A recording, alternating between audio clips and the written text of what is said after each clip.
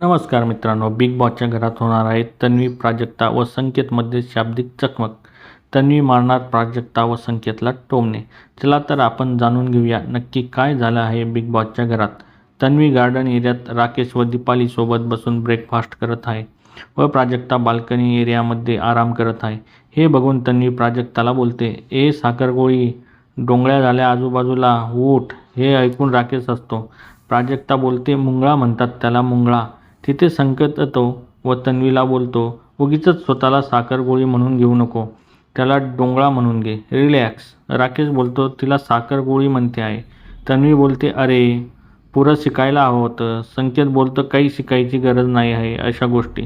तन्वी बोलते, माझ्या आजूबाजूला राहा आणि शिकून घे. संकेत बोलतो, नको बाबा, तुझ्या आजूबाजूला राहून मी तुझ्यासारखा होईल, नको.